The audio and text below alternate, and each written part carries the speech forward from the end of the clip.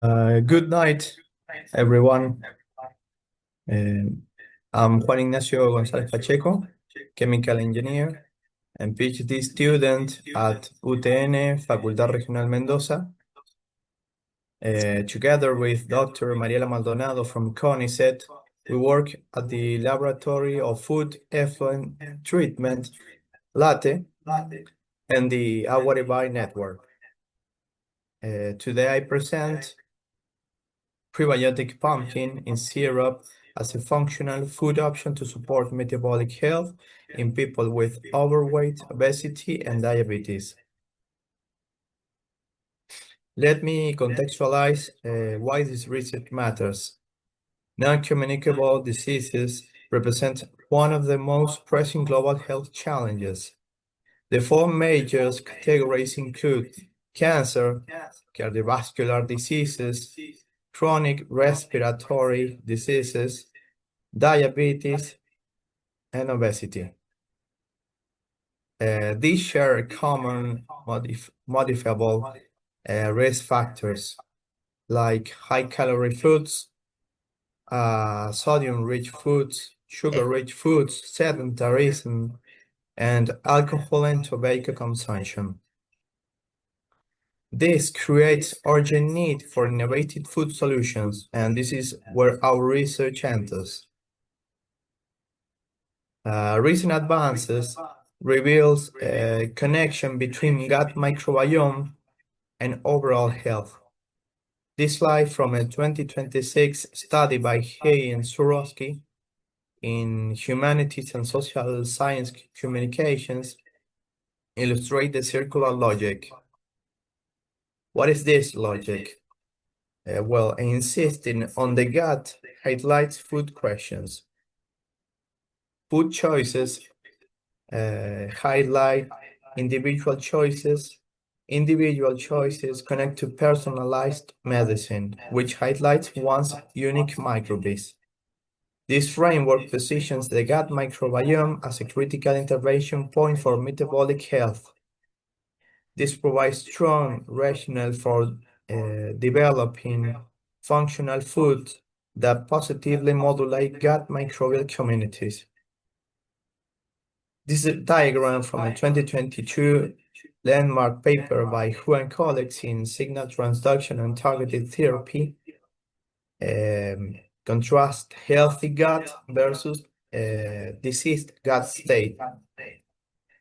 Health shows high microbial diversity, thick mucus layer, enriched with short-chain fatty acids, antimicrobial peptides, and mucin. The intestinal barrier is impermeable with intact tight junctions. The immune system produces anti-inflammatory cytokines through regulatory T cells, dendritic cells, and macrophages.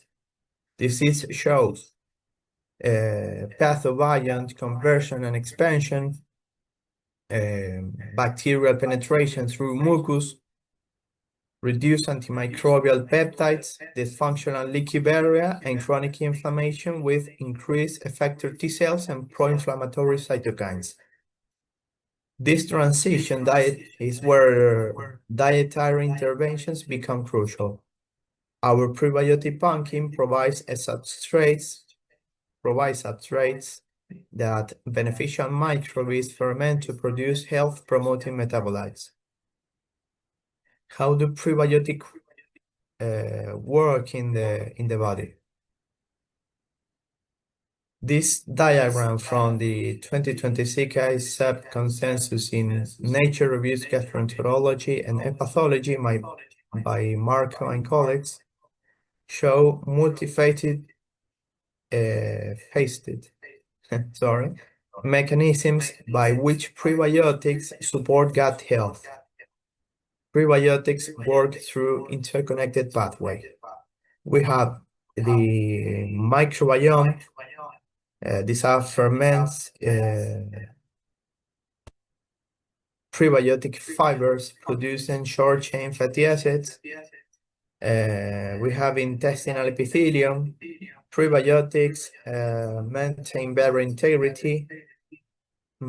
immune system, benefits through tolerance induction via regulatory T cells producing interleukins 10, TGF-beta, and retinoic acid. And endocrine function, modulated through a gut hormone release like GLP-1 and GLP-2. All domains interface with the gut-brain axis, influencing motility, nutrient absorption, secretion, and digestion. Let me introduce specific intervention categories.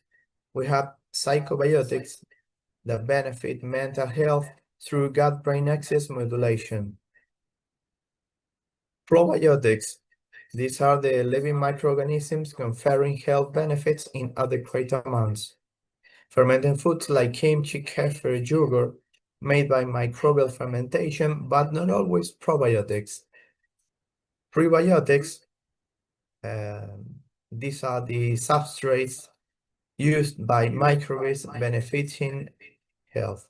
These are found in bananas, oats, root vegetables, among others.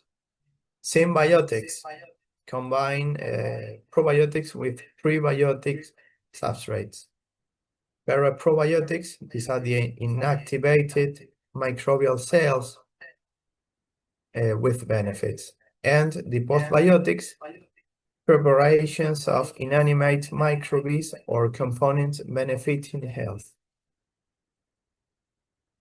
Our innovation combines xylitol with pumpkin's prebiotic matrix. Novel because xylitol itself has prebiotic potential while serving as an osmotic agent in our processing.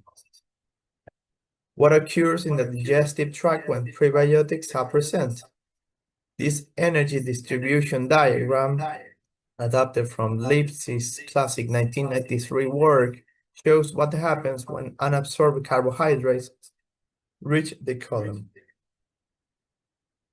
Using typical 70% fermentability, prebiotic fibers are fermented by gut microbiota, producing short-chain fatty acids, as I mentioned it previously.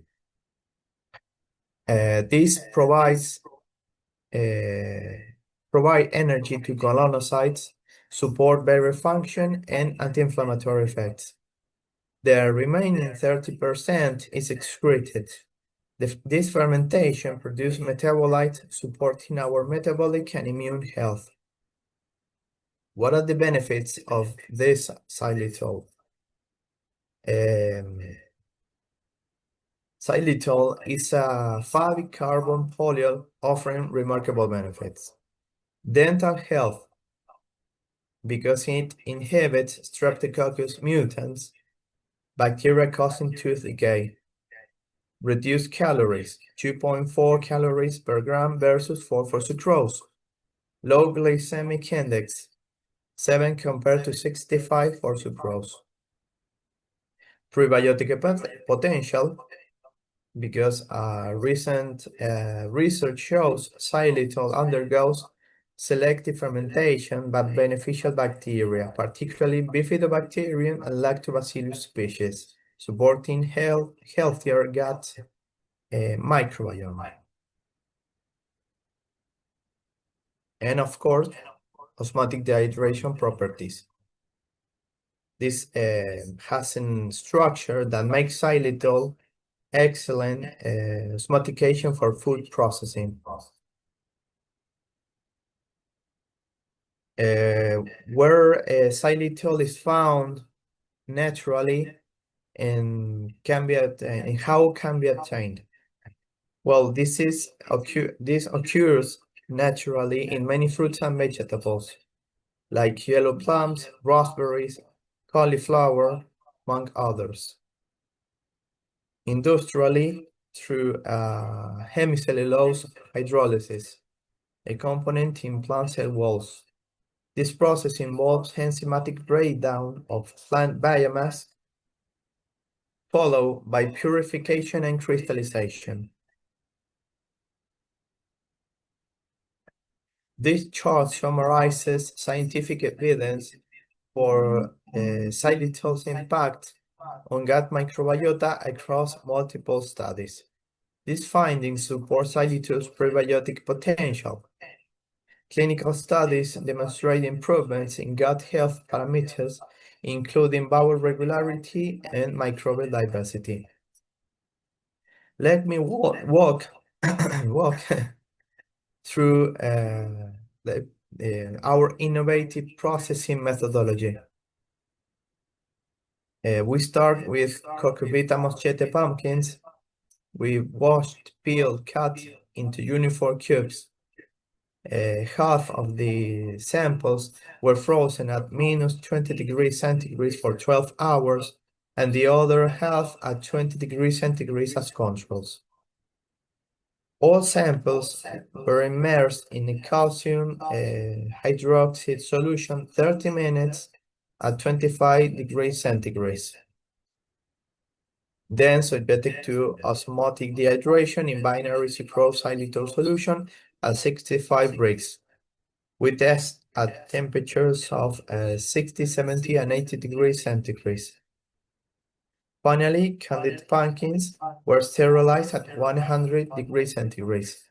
The result, candied pumpkin, approximately 55 Brix with prebiotic effects ready for consumption.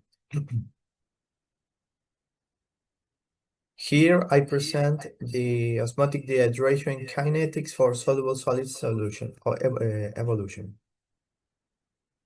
Upper row, panels D, E, F, and G shows results for fresh cubes at 60, 70, and 80 degrees Celsius and combined conditions.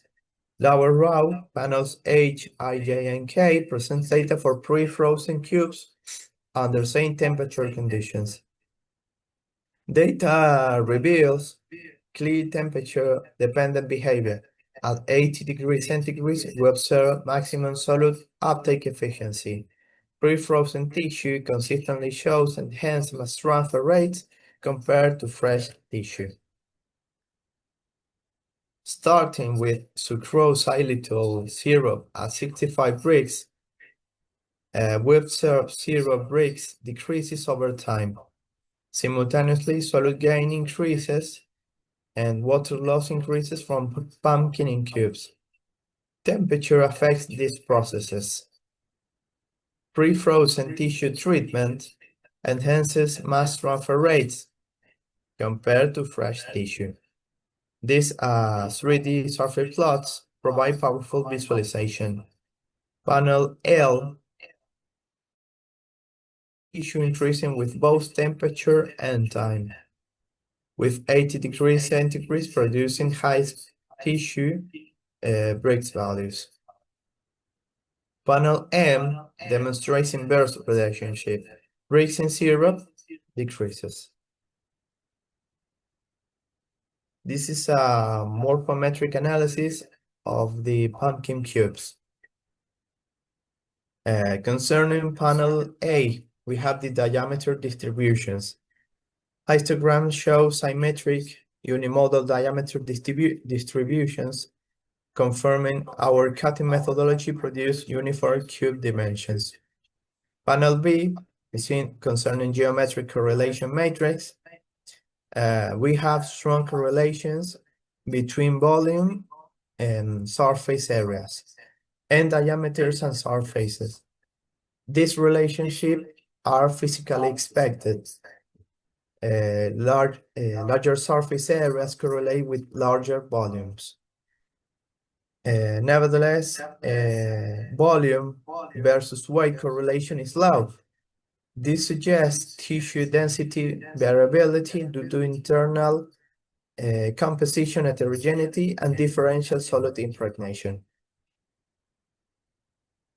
And panel C, concerning temperature and Brix correlations, temperature shows very strong positive correlation, confirming increased temperature drives solute uptake.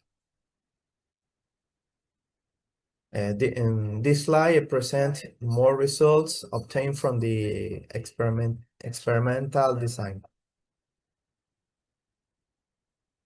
This integrated process diagram shows complete workflow and underlying cellular mechanism. Concerning the left module, the pretreatment, this cucurbita moschata pumpkin was cut into uniform cubes and followed two paths. Path A undergoes freezing at -20 degrees centigrade for 12 hours, followed by 2 hour thawing. Path B remains at natural temperature 20 degrees centigrade as controls. All samples then receive calcium hydroxide solution treatment. Central module, the osmotic dehydration. The sucrose xylitol solutions facilitates water exit and ensures alcohol entry. The right module, final product and benefits. After sterilization at 100 degrees centigrade, we obtain candid squash, approximately 55 weeks with multiple benefits. Prebiotic effect, reduced calories, firm texture maintained by calcium peptide reinforcement, and the cellular mechanism comparison. Pre-frozen cells show enhanced permeability after freeze-down treatment, leading to increased solute uptake and water loss. Both cell types benefit from calcium peptide reinforcement, providing structural firmness. Thank you all for your attention. I acknowledge our institutional support from CONICET, UTN, Facultad Regional Mendoza, and our laboratory, LATE, of course, and our EVI network. I especially recognize Dr. Mariela Maldonado, whose expertise and guidance have been invaluable throughout this project, and Daniel Galvez for his contributions. We're available to answer questions and discuss potential collaborations. You can reach us at the emails provided at the present slide, and we would love to return to this beautiful, vibrant city and connect with its people. Singapore has been an incredible host for this conference, and we hope to continue building scientific bridges with colleagues here. Thank you again.